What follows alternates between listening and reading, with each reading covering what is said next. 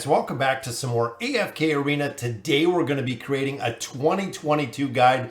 That is right, AFK Arena 2022, guys. It is absolutely amazing. And this is really in the coolest method I think I have ever seen a guide. If you haven't seen this over on Reddit, I will actually put a link down in the description below because this took some serious time and effort to put this together, guys. One of the reasons I want to go through and really break it out and see everything that you need to know about AFK Arena and how the game has really progressed, and also how it is no longer really an AFK game. You know, it says busy game, busy you. Ultimately, it is very far from being an AFK game, but let's go ahead and get into this 2022 guide. So looking here, guys, AFK Arena chapter progression. Big shout out to B4 Silo, Tree3SL, Neo, Angia Panda, Verdun, Korik, and Kyle. As you can see here, guys, AFK chapter progression guide. Absolutely amazing. I can't even imagine how long it took to put these visuals together, guys. Chapter 1, we start with summoning. You can get summoning. Ranhorn is unlocked. Now, that is the very beginning, guys. Very quick to go through there. I know you can also skip a majority of this at the beginning, depending on if you've played before. But going into chapter 22, hero levels, as you can see right there, roughly 45. Unlocking the Labyrinth, companion points, the store, King's Tower, battle speed, guild, and the store, and the Arena of Heroes, guys. That is probably the biggest unlock you're going to see. When you get into chapter 22, you really unlock AFK Arena and all that it has to offer. Chapter 3, you unlock the bounty boards. Does give the ability to put heroes into quests, so you can actually get rewards out of there, as well as a bunch of diamonds, which will be covering for summons. Chapter 4, you get into the fast rewards. This is a daily fast reward that you get for free. You can actually just get free loot every single day when you log in. It is reset every single day with the daily resets that we see. Chapter 5, you get into the resonating crystal. So this is the one where you can actually put extra heroes into the resonating crystal. When you put them in there, they gain the level of your 5 strongest heroes. The Wall of Legend shows up, and then the trading hub as well, which you're not going to utilize for a significant amount of time. Getting into chapter 6, this is when you unlock the Peaks of Time. So this is actually the beginning with the legendary Peaks of Time adventures, and you actually see your first artifact, Dura's Grace, which is pictured right there. Also unlocks the Voyage of Wonders at 6-20. Voyage of Wonders are mini quests similar to the Peaks of Time, adventures that you can kind of go on with your heroes, and a lot of challenges. And of course the Legends Challenger does open in chapter 6. Looking at 7, we are now at level 100. We unlock Mercenaries and the Bountiful Trials. Mercenaries, of course, will allow you to borrow other players' heroes, which is super strong, guys. Definitely chapter 7 is where you want to get, borrowing other heroes, especially if you have some strong players. You can run through a lot of the progression of AFK Arena just by borrowing heroes from other players. Moving into chapter 8, Champions of Espria opens up. Dura's Eye. This is a artifact that you're going to use for all of AFK Arena. It is still used into every single chapter. The Twisted Realm, a lot of effects are still focused around Dura's Eye, one of the strongest artifacts in the game. And you also unlock the Elder Tree. The Elder Tree does give you the ability to level up class specific, so you can actually level up classes, giving them more attack, more defense, more HP. Also some special skills and abilities in there when you're leveling up that Elder Tree. Level 9, we get into level 120, Dura's Call, the second strongest artifact in the game, if not the strongest artifact in the game. This is always been used, is still used to this day, one of the original artifacts, which again is still used. You also start unlocking the Challenger Store. So the Challenger Store does give you tokens to get heroes, such as currently we have Merlin in there, you have Leonardo da Vinci in there, we have Athalia, we have Aziz, we have a couple other heroes in there that are really important to get, like Zolrath. And then, of course, the Labyrinth Hard Mode. Now, when you're in Chapter 9, Labyrinth Hard Mode usually is not viable. It's very difficult to get through there, especially with the heroes you have when you're looking at Chapter 9 in level 120. It actually took me a considerable amount of time to be able to get through there. Now, Chapter 10 unlocks your Mythic Gear. That is right, guys, 10-22. You finally unlock Mythic Gear, which is the strongest hero or strongest gear you can get right now in AFK Arena. Mythic Gear, you can get it with factions, which I'm not sure if the factions at this point are unlocked, but ultimately, guys, the Mythic Gear is what you want to go to. You'll pick up the Dura's Drape right here in Chapter 11. Chapter 12 unlocks the Field of Stars.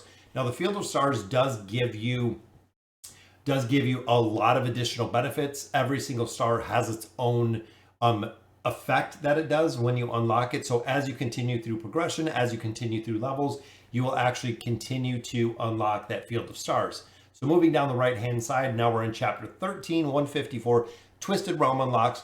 Now, the Twisted Realm is going to give you the ability to get the tree juice right here for the Elder Tree. The Twisted Essence is actually going to be what you use in the Elder Tree to level up that Elder Tree. Then, of course, the bounty board autofills. So now you don't have to autofill your bounty board when you hit 13. You can just click a button and it will be completed, which is awesome. Chapter 14, we picked up artifact enhancements, Twisted Essence drops, which are right here. Dura's Blade, super powerful artifact. The eye and the blade at this point at Chapter 14, because you haven't got the class-specific artifacts, this is used on a bunch of different heroes at this time. Moving into 15, we get the Faction Towers, which are awesome. Towers of Esperia, the Faction Towers. Faction Towers give you the ability to not only get a significant amount of loot, but also when you get further, when you start getting to level 125, you start getting Stargazer cards, things of that nature, which is super powerful when you're leveling up. This is a insane way to get a lot of loot to push through the towers. Chapter 16, we get into the Stargazer, the Abyssal Expedition, and the Dura's Chalice. Chalice, really good at this point for tanks. Stargazer, super expensive unless you're buying cards out of there, because you have about a 50 to 60 cards roughly to pull a hero. And this pulls the rarest heroes that we have in the game. And then the Abyssal Expedition opens, which is a entirely time-consuming kind of game in itself within AFK Arena. We move into 17, you get Dura's Conviction, a ranged artifact, which again is pretty good at this point, depending on the teams you're running.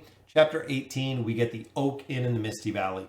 Guys, the Oak Inn allows you to put furniture on your heroes. Furniture will enhance the abilities that they have and also unlock some of the power with 3-piece and 9-piece furniture bonuses, allowing you to actually supercharge the heroes that you have in here and also give them special skills. Misty Valley also opens.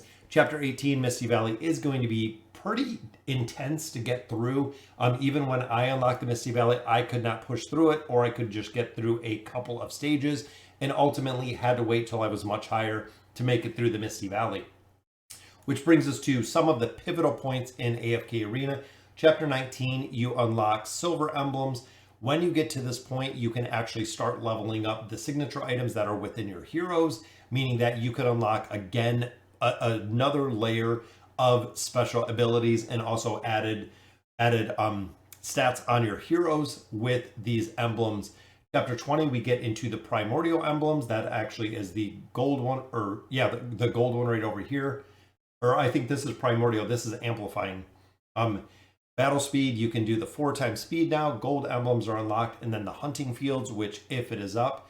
Chapter 21 is when you get Faction Emblems and Mythic Gear Tier 1. So the Mythic Gear that we got significantly, quite a few levels before, now you can start tiering it up. So there are Tier 1, Tier 2, and Tier 3, which we will see. You start getting red emblems, which will actually allow you to take heroes to a +30 signature item. The Chapter 19 rewards will take you to +1 to +10 for signature items. The Amplifying Emblems will do +11 to +20. And then these red chests you see right here, Faction Emblems, will take your signature items from 21 to 30. Or if it's Celestial, Hypogean, or Dimensional heroes, you can actually take them to a +40. Chapter 22, you start getting Engraving, guys. Now, Engraving is ultra expensive within the game. It will take you a significant amount of time to complete the Engraving or actually get a couple heroes with the Engraving. But ultimately, it is something that is going to come over time. Chapter 23, just gaining 30 levels between here. Then we get into the second factor of Engraving, which are the cores. So the Elemental Shards are the basic Engraving up to a +30. The elemental cores will actually allow you to max out the rest of the heroes, which again, the cores are very hard to come by. Chapter 25, we just add some more levels. 26 gives you now tier 2 gear and also the Dismal Labyrinth. Dismal Labyrinth at this point in 26 is still very hard to get through. You should be running the normal labyrinth, especially on hard mode at this point, but the Dismal Labyrinth, you do have to have multiple teams. It can be very hard to get through, especially if you are earlier or lower level within AFK Arena. Chapter 27, we're gaining some more levels. Then when we hit 28, we start picking up class-specific artifacts. This is the very first one. This is the Barricade. In Chapter 28, this is one of the primary tanking artifacts that you're going to use. And actually, without having any of the other ones, this is probably going to be the primary one. The Barricade will replace the Chalice that you've been running. And then we'll get into Chapter 29 with the Chaos Bringer. This Chaos Bringer will replace, for a majority of heroes, the eye that you've been running on there. There are a couple specific heroes and scenarios where you will still run the eye, but the Chaos Bringer, for the most part, will replace some of those artifacts. As you get into 30, 30 is another pivotal point, guys. You can see we get the Windbinder, you get tier 3 gear, you get Dust Hour Caps, you pick up the Tide Bear, so you actually do get 2 artifacts within here. But ultimately, this is the point where you hit the Dust Wall. That's essentially what it is called. So you'll get to a point where you're leveling up your heroes, everything's going smooth, even 277 here, 280 here. This is where you start running out of hero essence, which is exactly what you need for progression at this point as you continue your levels. So even looking here, guys, chapter 29, 277, chapter 30, 280, only gain 3 levels. Going into chapter 31, again, 3 levels. That is where you actually hit the complete dust wall, and it does take a significant amount of time. And here you do pick up 2 team battles. This is when you need not just one team in AFK Arena Combat. Now you have to build out 2 teams. You do pick up 2 primary artifacts in here. The Shroud of Verdure allows heroes to be shielded when they start battle and also provides an immunity to crowd control. The Waistband of Resilience is now swapped for a majority of the tanks within there. Chapter 32, you pick up the Carnage and you pick up Warden. Again, 2 artifacts. Warden is used in quite a few heroes. Carnage, not really so much. When you get into chapter 33, you get into that is right, guys, 3 team battles now. So now you need 15 heroes that are built with gear to make progression within 33. Here you do pick up 1 super important artifact, which is the Verdant Longbow. That is used on a majority of the Ranger heroes because, again, all of these artifacts are class specific, but it is a very, very strong artifact to pick up for the Ranger heroes. Continuing into 34, you pick up the Pauldrons, which nobody really uses very much. Life's Limit, a little bit situational. It helps a lot with the healing, but ultimately it does go on some tanks, again, situational. Same with chapter 35. You get into 4 battles. So that's right, guys. Now you need 20 heroes with gear and signature items, everything else based on 20 heroes. You pick up the Winged Warden and the Oceanic String. Again, used in some team comps, works pretty well. And the latest artifact that we've picked up is in chapter 36. You get into 5 battles, guys. That's right. In chapter 36, you need 25 heroes, signature items, artifacts. They need gear. A lot of things are really dependent when you get to this point of chapter 36, guys, which is kind of crazy to get into. Once you get here, 37, of course, level 415 at this point. As you see, 38, 39, 40 plus. I believe it goes up to 45 now. So this is when you start getting into endgame, as you can see right there. This is a very, very cool way to do this, guys, to lay out really Espria and how it is in its entirety. So looking at the middle of this point, it kind of does give you a snapshot. So within the peaks of time, you can see going from 6-4 when you unlock the peaks of time all the way through 20-44 with the Forgotten Mine. Now, every single one of these peaks of time adventure gives you artifacts. It gives you summons. It gives you diamonds. It gives you essence. These are vital, guys. As soon as you unlock these, you should be able to make consistent progression through here, if not just cleaning them out. I have an entire list of every single Peaks of Time adventure We have the guides up there. Same with the Wandering Balloon. You can see they start on 20-20 all the way through 30-20. These Wandering Balloon adventures are actually old adventures that we've had in the past, which have been reworked into the Wandering Balloon. And again, guys, every single one of these I have a guide for. Every one of these gives you a ton. It gives you an absolute crazy amount of resources that you need to progress within AFK Arena. Looking at the Trial of God, exact same thing. Here are all of the artifacts. I have guides for every single one of them. The Trial of God start at 28, the end at chapter 36. So as you're making progression, make sure you check out the guides. You're going through and you're picking up these artifacts because you will use them on specific heroes at specific times. Then within the Misty Valley, guys. So the Misty Valley is pretty much just a ton of loot as you go through using different formations, using different factions, different heroes. But as you can see from chapter 28 all the way to 37, it does progressively unlock more loot as you continue progression through AFK Arena. So the further that you can get here, really the pivotal key point of this is chapter 30, guys. This gives you a choice hero. And with the Misty Valley being on repeat, you can actually get a free hero every single month, which is awesome, especially if you're looking to build out specific heroes. You can choose which hero you want to get out of there, which again is really, really cool to see.